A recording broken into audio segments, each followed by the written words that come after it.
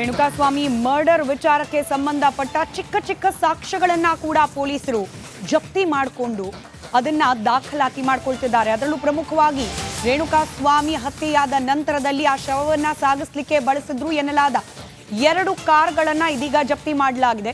ಒಂದು ಕಾರ್ನಲ್ಲಿ ರೇಣುಕಾಸ್ವಾಮಿಯ ಶವ ಸಾಗಾಟ ಮಾಡ್ತಾ ಇದ್ರೆ ಮತ್ತೊಂದು ಕಾರ್ನಲ್ಲಿ ಆ ಶವವಿದ್ದ ಕಾರನ್ನ ಹಿಂಬಾಲಿಸಲಾಗ್ತಾ ಇತ್ತಂತೆ. ಮೊದಲ ಕಾರ್ನಲ್ಲಿ ರಘು ಕೇಶವಮೂರ್ತಿ ಟೀಮ್ ಇದ್ರೆ ಎರಡನೇ ಕಾರ್ನಲ್ಲಿ ಪ್ರದೂಷ್ ಅಂಡ್ ಟೀಮ್ ಇದ್ರು ಅನ್ನೋ ಮಾಹಿತಿ ಇದೆ. ಒಟ್ಟು 8 ಜನ ಸೇರಿ ಶವವನ್ನ ಬಿಸಾಕೋಕ್ ಹೋಗಿದ್ರು. ಕೊಲೆಯಾದಾಗ ಇದ್ದದ್ದು ರಾಘವೇಂದ್ರ ಮಾತ್ರ. ನಂತರದಲ್ಲಿ ಕಾರ್ತಿಕ್ ನಿಖಿಲ್ರನ್ನ ಕರೆಸ್ಕೊಂಡಿದ್ರು ಆರೋಪಿಗಳು. ಕೇಶವಮೂರ್ತಿಯನ್ನ ಶವ ಬಿಸಾಕೋಕೆ ಕರೆಯಲಾಗಿತ್ತು ಅನ್ನೋ ಮಾಹಿತಿ ತನಿಖೆಯ ಹಂತದಲ್ಲಿ ಲಭ್ಯವಾಗಿದೆ. ದೃಶ್ಯದಲ್ಲಿ ಏನು ಗಮನಿಸ್ತಾ ಇದ್ರಿ, ಇದೇ ಕಾರು.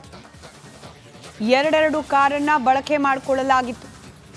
ಗುರುತನ್ನ ತೆಗೆಸಿದ್ರು. ಅಲ್ಲಿ ದರ್ಶನ್ ಅವರ ಹೆಸರು, ಫೋಟೋ ಇತ್ಯಾದಿ ಇತ್ತಂತೆ ಕಾರ್ ಮೇಲೆ. ಎಲ್ಲಿ ಗುರುತು ಪತ್ತೆ ಆಗ್ಬಿಡುತ್ತೆ ಅಂತ ಹೇಳಿ ಆ ಸ್ಟಿಕ್ಕರ್ನೆಲ್ಲ ತೆಗೆಸಿದ್ದಾರೆ. ನೀವು ಬಲಬದಿಯ ದೃಶ್ಯದಲ್ಲಿ ಏನು ಗಮನಿಸ್ತಿದ್ದೀರಿ, ಆ 8821 ನಂಬರ್ನ ಕಾರ್ ಅದರಲ್ಲಿ. ಮತ್ತೊಂದು ಕಡೆಯಲ್ಲಿ ಗಮನಿಸ್ತಾ ಇದ್ದೀರಿ, ಮತ್ತೊಂದು ಕಾರ್, ಇದನ್ನ ಕೂಡ ಇದೀಗ ಜಪ್ತಿ ಮಾಡಿಕೊಳ್ಳಲಾಗಿದೆ.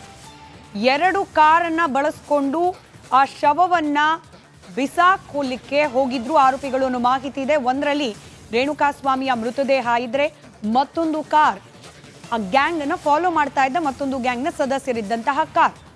2 ಕೂಡ ಕಂಪ್ಲೀಟ್ ಆಗಿ ಪರಿಶೀಲನೆಗೆ ಒಳಪಡಿಸಿದ್ದಾರೆ ತನಿಖಾಧಿಕಾರಿಗಳು.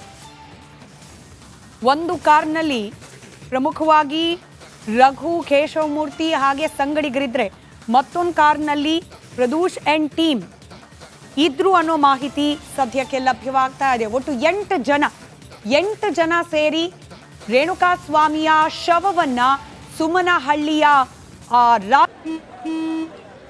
ನಡಿ ಈಗ ಶುರು ಮಾಡೋಣ. ಕೇಸರಿಯಿಂದ ಮನೋಲ್ಲಾಸ ಮನಸ್ಸು ಮತ್ತೇರಿ ಕುಣಿದಾಡಿದೆ ನೋಡು, ಮನಸ್ಸು ಮತ್ತೇರಿ ಕುಣಿದಾಡಿದೆ ನೋಡು. ಕ್ಷಣ ಕ್ಷಣವೂ ಆಚರಿಸಿ ಕೇಸರಿ ಹಬ್ಬ.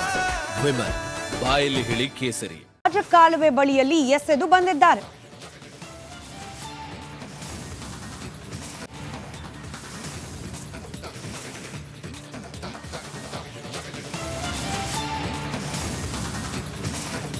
ಮೈಸೂರಿನಲ್ಲಿ ಈ ದರ್ಶನ್ ಅಂಡ್ ಗ್ಯಾಂಗ್ಗೆ ಪೊಲೀಸರು ಸರಿಯಾಗಿ ಡ್ರಿಲ್ ನಡೆಸ್ತಾ ಇದ್ದಾರೆ, ತನಿಖೆ ನಡೆಸ್ತಾ ಇದ್ದಾರೆ, ಅಲ್ಲಿ ಪಂಚನಾಮೆ ಮಾಡ್ತಾ ಇದ್ದಾರೆ. ಸ್ಥಳ ಮಹಜರು ಮಾಡೋದಕ್ಕೆ ಇವ್ರನ್ನ ಅಲ್ಲಿ ಕರ್ಕೊಂಡು ಹೋಗಲಾಗಿದೆ. ಕೆಲವೊಂದಷ್ಟು ಆರೋಪಿಗಳನ್ನ